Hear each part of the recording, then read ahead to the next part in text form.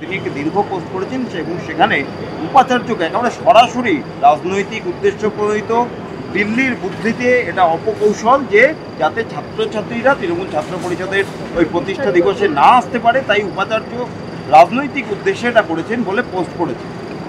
দেখুন, যে তৃণমূল কংগ্রেসের নেতারা তারই দলের একজন ছাত্র নেত্রীর ছবি সেটা এআই করা না সেই বিষয়ে আমি যাচ্ছিই না, বিভিন্ন গ্রুপে দেয় এবং যার নাম বলছেন তার বিরুদ্ধেই যখন অভিযোগ, সেই অভিযোগ এদের মিছিলে ছাত্ররা যত কম যায়, বিশেষ করে যারা পরীক্ষা দেবে এরকম ছাত্র পড়াশুনো করে তারা যত কম যায় ততই তাদের মঙ্গল, নাহলে এদের জীবনও ওরকম হয়ে যাবে এআই তৈরি করতে করতে আর মেয়েদের ছবি নগ্ন করে বিভিন্ন গ্রুপে গ্রুপে দিতে দিতে জীবন যাবে। উপাচার্য বলেছেন কলকাতা বিশ্ববিদ্যালয়ে কোনো রাজনৈতিক দলের অনুষ্ঠানের জন্য কোনোদিন পরীক্ষার সূচি বদলায়নি, বদলাবেও না, উচিত নয়, উচিত নয়। কোনো রাজনৈতিক দলের কর্মসূচির জন্য শিক্ষাক্ষেত্রে পরীক্ষার দিন পরিবর্তন করা উচিত নয়। রেজিনগরে বিজেপি আছে কোথায়? হাতে গোনা তো কয়েকটা হিন্দু, ওখানে হিন্দুরাই বিজেপি করে, হিন্দুরাই নিজেদের প্রাণ বাঁচাতে পারছে না, আবার বিজেপি কাউকে ফোন করবে। এটা তৃণমূল কংগ্রেসের গোষ্ঠীদ্বন্দ্ব।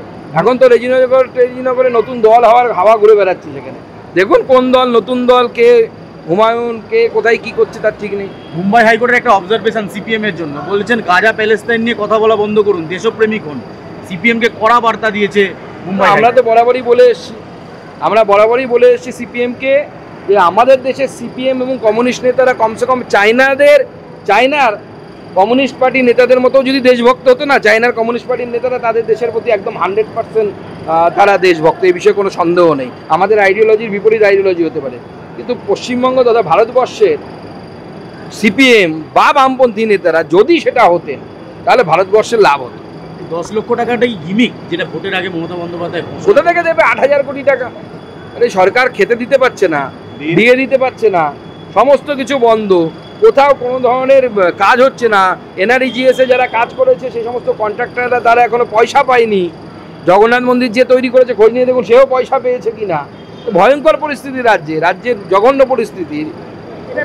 আর যদি দেয় পরে জানাবো। দিলীপ বাবুর একটি ভিডিও নিয়ে বিতর্ক তৈরি হয়েছে, চরম বিতর্ক হচ্ছে এবং অনেকেই অনেক রকম কথা বলছেন, কেউ দল ছাড়ার কথা বলছেন, মানে আপনারা দলীয়ভাবে। প্রথম কথা হচ্ছে এখনকার টেকনোলজির যুগে কোনো ভিডিও নিয়েই সেই ধরনের বেশি কিছু কথা বলা উচিত নয়, এবং সবথেকে বড় কথা ব্যক্তিগত জীবনে কে কার সাথে কি করবে, আপনি আপনার ব্যক্তিগত জীবনে কি করেন তাতে আমার উকি মারার অধিকার নেই। কোনো কমপ্লেন হয়েছে কি? তৃণমূল বলছে এটা না, দিলীপ বাবু হয়েছে, দিলীপ বাবুর বিরুদ্ধে কোনো কমপ্লেন হয়েছে কি? হয়নি। তৃণমূল বলছে বিজেপির গোষ্ঠীদ্বন্দ্বের ফল, বিজেপির লোকেরা এই ধরনের ভিডিও প্রকাশ করছে নিজেদের অন্তর্দ্বন্দ্ব তার কারণে।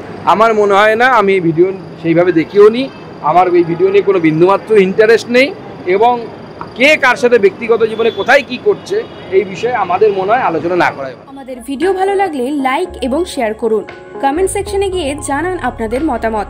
আরও ভিডিও পেতে আমাদের চ্যানেল সাবস্ক্রাইব করুন এবং প্রতি মুহূর্তে খবরের আপডেট পেতে প্রেস করুন বেল আইকন।